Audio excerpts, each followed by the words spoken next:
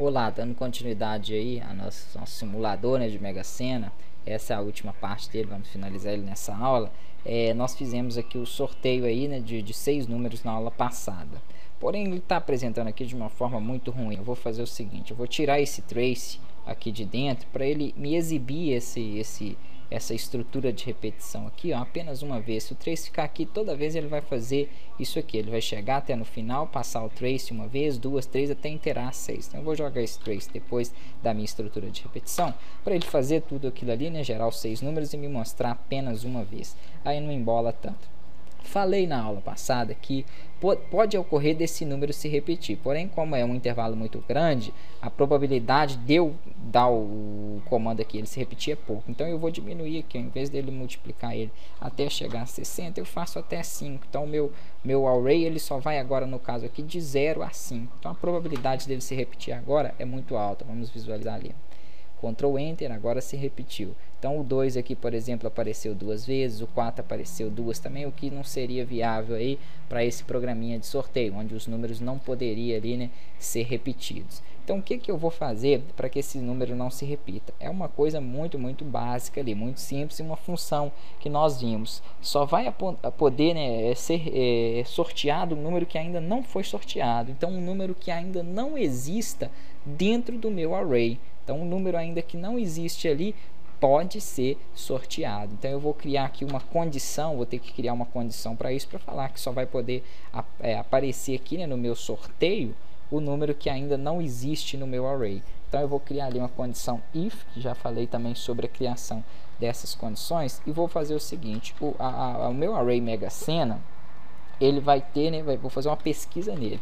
Como que eu faço uma pesquisa? Eu utilizo o parâmetro indexOf, que eu já falei sobre ele. Ele vai fazer uma pesquisa no meu array Mega Sena. E vai fazer uma pesquisa de quê? Do meu número. Qual que é meu número? Ele está aqui, ó, na variável, né, como sorteio. Esse é o número que vai ser sorteado. Eu deixei ele até comentado aqui, porque nós vamos precisar, né, eu precisaria de falar dele novamente. Então, o número que vai ser sorteado, eu dei o nome para ele, né, de sorteio. Está dentro da variável ali, no caso, sorteio. Ele vai fazer uma pesquisa, então, no meu array e vai pesquisar o número sorteado. Esse número sorteado, ele ainda não pode estar, né, ele não pode estar lá dentro. Um número, quando não está dentro do meu intervalo do array, que nós fizemos até que foi com a salada de frutas, quando eu pesquisei uma fruta que não existia, ela deu, né, que não existia dentro do meu array, ela deu menos 1. Então é isso que eu vou fazer aqui, ó. Se esse número que não existe, ele for menos 1, né, se esse número ali sorteado ele for menos 1, é sinal porque ele não existe, não tem ainda dentro do meu array.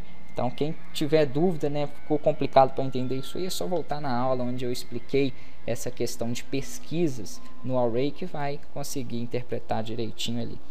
Vou abrir aqui, né, a condição dele, no caso, com as chaves. Também já falei disso aí nas aulas lá no caso aí só faltou aqui, ó, fechar o parênteses, né, porque eu abri 2 aqui, um para pesquisa e outro para variável sorteio. E onde que eu quero que termine essa condição? Só após ele ter compilado tudo aqui. Então nesse caso eu vou fechar as chaves, né? Falei também que geralmente quando eu abro aqui, inicio uma condição, o próprio CS5, programação dele aí do Flash CS5 já abre e fecha a chave para mim ali. Nesse caso, como eu não quero que ela feche logo aqui embaixo, ele vai ter que fazer esse sorteio antes, né? Eu vou fechar ele depois ali. Eu tenho que estar prestando atenção também nesses recursos aí. Vou dar um Ctrl Enter e ele vai gerar para mim os números aqui. Nesse caso, olha lá, eu tenho ali, ó, 1, 2, 3, 4, 5, 6 números e nenhum deles repetidos, justamente porque ele faz, né, antes de sortear, ele faz essa busca, ele vai ver se existe aquele número ainda dentro do array. Se não existe, ele deixa ele continuar aqui, ó. Então ele consegue ali sortear aquele número. Eu vou fazer o seguinte aqui, porém, o que pode acontecer, né? O que está acontecendo? Está aparecendo o número 0, o que jamais poderia acontecer aí no sorteio, por exemplo, da Mega Sena, que teria que ser de 1 a 60. Então, o que eu vou fazer? Deixa eu voltar isso aqui. Em vez de voltar ele para 60, né, se eu colocar 60, vai estar sujeito a aparecer o 0. Mas eu preciso de 60 números. Então, o que eu vou fazer? Eu vou multiplicar o número que vai ser sorteado por 59.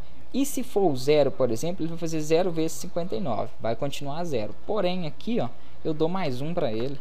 Então, se sortear o 0, vai ser 0, ele vai ser multiplicado ali pelo valor 59 também, que qualquer número multiplicado a 0 é 0 mesmo, porém ele ganha mais 1. Se sortear o número 2, ele vai ser, no caso 0,2, vai ser multiplicado aqui por esse valor e vai receber mais 1. Dessa forma, eu passei agora o meu intervalo, o meu array, para receber de 1 a 60. Então, o maior vai ser 59 mais 1, né? Caso sorteie o número lá 0,5, vai ser o 59 mais 1, 60. E o menor, que fosse, no caso, fosse o 0, seria 0 mais 1. Então, dessa forma, eu fujo aí de 0. Ele não aparece mais o 0 lá. Vou dar um Ctrl Enter aqui.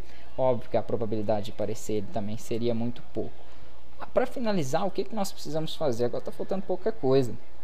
Não fica legal, né? Não é correto o sorteio acontecer totalmente aleatório assim, números em ordem decrescente, crescente. Então tem aqui 51, depois 20. Se eu quisesse colocar esses números aí em ordem crescente para ficar mais organizado, o que eu posso estar fazendo aqui para organizar ele? Na hora do trace, que é a hora do teste aqui, eu posso estar utilizando um parâmetro, isso ainda não falei, mas é uma coisa muito simples, que é o sort.